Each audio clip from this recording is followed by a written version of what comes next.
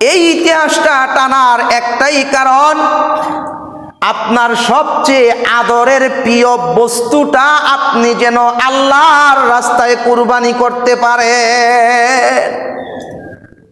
এইটার প্রতি আপনার যেন ভালোবাসা থাকে, মায়া থাকে, দরদ থাকে। কথা বুঝতেছেন? এইটার প্রতি আপনার যাতে ভালোবাসা থাকে, মায়া থাকে, দরদ থাকে, ওই জিনিসটা আপনি কুরবানি করতে হবে। কুরবানি তার মানে হলো ত্যাগ করা, ত্যাগ স্বীকার করা। আপনি কুরবানি দিলেন আল্লাহকে রাজি খুশি করার উদ্দেশ্যে। এই কুরবানিটা যেইভাবে গ্রহণযোগ্যতা পাবে, ওইভাবে বাকি কাজগুলো আপনাকে করতে হবে। আল্লাহ বলতেছেন, ফাসাল্লি লিরাব্বিকা ওয়ানহার, নামাজ পড়ুন আপনার রবের সন্তুষ্টি অর্জনের জন্যে, কুরবানিও করুন আপনার রবকে খুশি করার লক্ষ্যেই।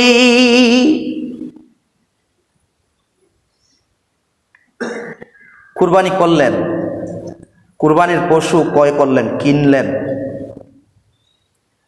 কুরবানির পশু কিনার ভেতরেও কিছুটা ফারাক আমাদের মাঝে থাকে। ফারাকগুলো কি? বর্তমান সময়ে ওই রকম আমাদের মাঝে আছে, আপনাদের এখানে নাই, অন্য জায়গায় আছে, আমাদের দেশেই আছে। কুরবানির গরু আমরা বাকিতে ক্রয় করি, বাকিতে কিনি, মানে টাকা পরে দিমু, কুরবানির পরে দিমু, গরু দেও। ওই রকম কুরবানি দাতা আমাদের দেশে আছে বলে আপনারা জানেননি? আসেনি? আপনাদের কি মনে হয় আসেনি? আছে।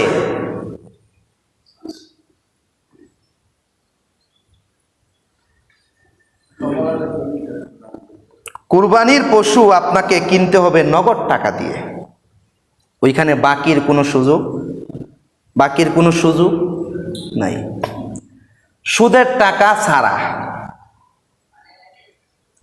গত জুমায় আমরা ওই বিষয়ে আলোচনাও করছিলাম যে 1 লক্ষ টাকা যদি হয়, তার থেকে একটা টাকা যদি সুদের হয়, হারামের হয়, এই 99,999 টাকাই বরবাদ হয়ে যাবে। সেক্ষেত্রে 100 100, 1000 1000, 1 লাখে 1 লাখ, 5 লাখে 5 লাখ, পুরাটা কি হতে হবে? পবিত্র হালাল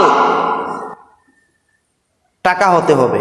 আপনার রক্ত পানি করা পরিশ্রমের টাকা হতে হবে। এটার মাঝে কোনো ভেজাল থাকা চলবে না। 2 নাম্বার, গরু আপনি কিনবেন বয়স দেখে। গরুর বয়স নিম্নমান 2 বছর লাগবে। যেই গরুটা আপনি কুরবানি দিবেন, কুরবানির ক্ষেত্রে গরুর বয়স নিম্নমান কতদিন লাগবে? 2 বছর। গরু এবং মহিষ 2 বছর, উটের বেলায় 5 বছর, বকরি খাসি ওগুলোর বেলায় 1 বছর। আপনাকে বয়স নির্ণয় করে আপনাকে কিনতে হবে। আমরা বাজারে যাই, গরু কিনি বা এলাকাতে কিনি, যেখানেই কিনি, আমরা গরুর দাঁত দেখি, দাঁতে কয়টা। কিন্তু মাসালা হলো এইখানে দাঁতের কোনো নাই, আপনি বয়স নির্ণয় করতে হবে। মাসালা হলো আপনি বয়স নির্ণয় করে আপনি গরুটা কিনতে হবে, যে গরুটার বয়স 2 বছর হয়েছে কিনা। ওইখানে দাঁতের কোনো কথা বলা হয় নাই।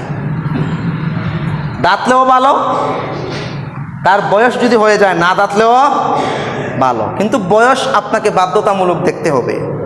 3 নাম্বার, যেই বিষয়টা মোস্ট ইম্পর্টেন্ট, মানে যেই বিষয়টা না দেখলে নয়, গরুটার মধ্যে, গরুটার শরীরের মধ্যে, যেমন মনে করেন চৌকে সমস্যা, গরুটার 2টা চৌকের একটা চৌকের মধ্যে 3 ভাগের আড়াই ভাগ বা 3 ভাগের মধ্যে 2 ভাগ বা 4 ভাগের মধ্যে 1.5 ভাগ আড়াই ভাগ চৌকের সমস্যা আছে, মানে চৌকটা নষ্ট হওয়ার পথে, ওই গরুটা, ওই গাভীটা, ওই জন্তুটা বাধ্যতামূলক ওইটাতে খুঁত, বাধ্যতামূলক ওইটাতে খুঁত আছে।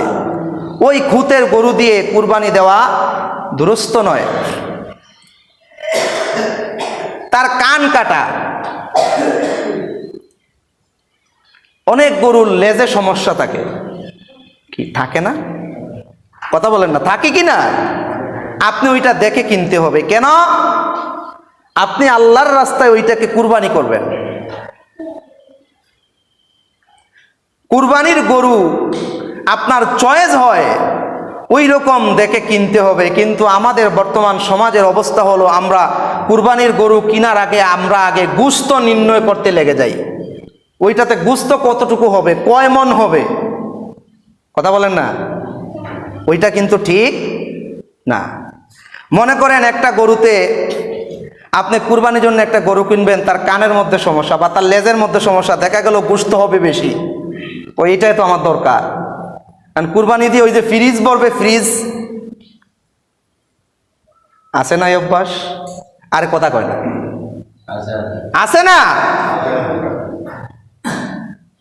আরেকটা গরু মনে করেন ফুলফিল ভালো, ওইটাতে কোনো খুঁত নাই, কিন্তু গোশতের তুলনা একটু কম, মানে গোশত একটু কম। সব গরুতে তো আর সমান হওয়ার কথা না।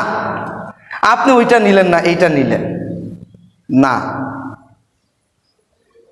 আপনি যেই গরুটা কুরবানি দিবেন, যে পশুটা কুরবানি দিবেন, ওইটার মধ্যে কোনো খুঁত থাকা চলবে চলবে না। ওইটা আপনাকে দেখে কিনতে হবে। বাজার থেকে কিনেন, বাড়ি থেকে কিনেন, এলাকা থেকে কিনেন, আর যেখান থেকেই কিনেন,